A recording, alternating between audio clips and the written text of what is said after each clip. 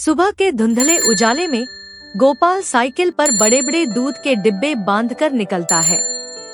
उसकी एक चाल थी दूध में पानी मिलाना, थोड़ा थोड़ा पर रोज। थोड़ा पानी क्या लेगा, कमाई दोगुनी, और पकड़ने वाला भी कोई नहीं। गोपाल, बेईमानी से कमाया पैसा टिकता नहीं, ईमानदारी से कमाओ। अरे पगली, दुनिया ईमानदारी से चलती है क्या? दिमाग चाहिए, दिमाग, तभी पेट भरता है।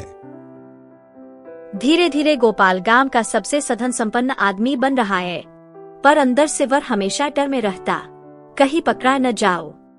एक दिन गांव वालों को शक होने लगा कि दूध में पानी है और आपस में बात करते हैं। बहन, आज खीर भी नहीं जमी, पता नहीं दूध कैसा है। बच्चा रोज दूध पीकर बीमार पड़ रहा है, इसमें दूध कम पानी ज्यादा लग रहा है। सब पंचायत प्रमुख भोलाराम के पास पहुँचे।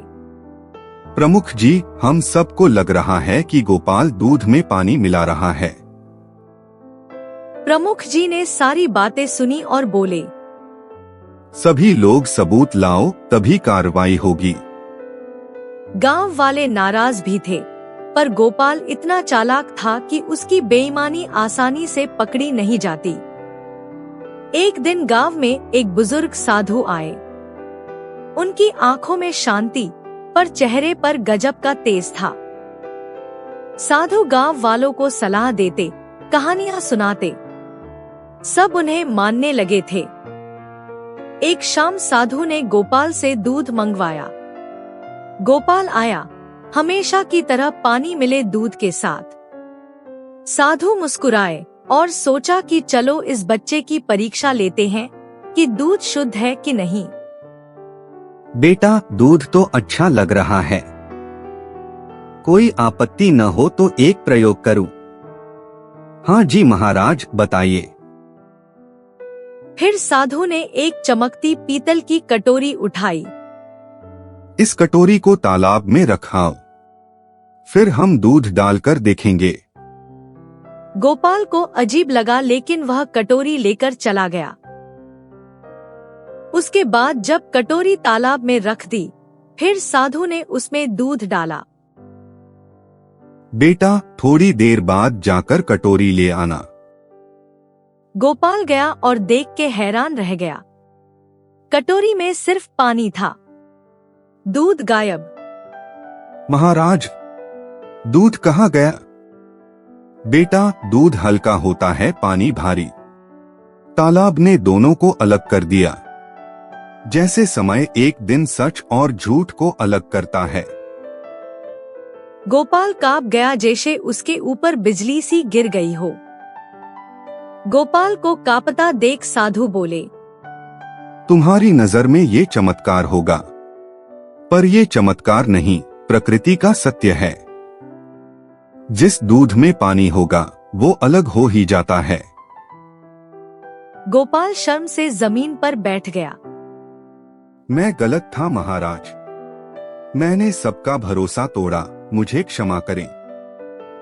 साधु ने उसके सिर पर हाथ रखा और बोले, गलती को स्वीकार करना सबसे कठिन काम होता है। आज तुमने वही किया, अब रास्ता बदलो बेटा। अगले दिन गोपाल ने गांव में सभी को मुफ्त में दूध बांटा, वो भी शुद्ध। गांव वालों ने सोचा कि यह दिखावा है, पर गोपाल लगातार शुद्ध दूध देने लगा। धीरे धीरे लोगों का भरोसा वापस आने लगा और उसका काम बढ़ने लगा। उसकी कमाई साफ सुथरी होने लगी। उसके बाद गोपाल ने एक मीटिंग बुलाई। मुझसे गलतियां हुई हैं, पर आज से मैं ईमानदारी के रास्ते पर चलूंगा। आप सबका विश्वास मेरा सबसे बड़ा धन है। गांव वाले उसकी बात सुनकर प्रभावित हुए। कुछ महीने बाद गांव में एक बड़ा त्योहार आने वाला था। दूध की भारी मांग थी। एक व्यापारी आया और बोला, गोपाल जी, कुछ महीने बाद गांव में एक बड़ा त्योहार आने वाला है, तो हमें 200 लीटर दूध चाहिए और थोड़ा पानी मिलाकर भी चल जाएगा। 3 गुना दाम दूंगा। ये गोपाल की असली परीक्षा थी, क्योंकि गोपाल ने ये सब करना छोड़ दिया था।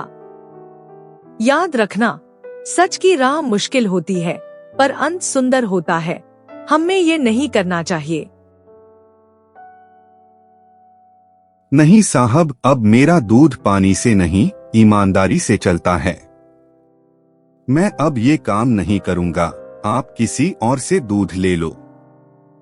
एक बार फिर से सोच लो गोपाल, दुगना दाम दूंगा। नहीं, मुझे दुगना दाम नहीं चाहिए। आप कहीं और के पास से दूध ले लो।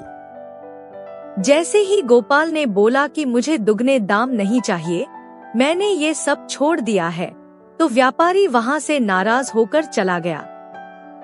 देखते देखते पूरे गांव में बात फैल गई।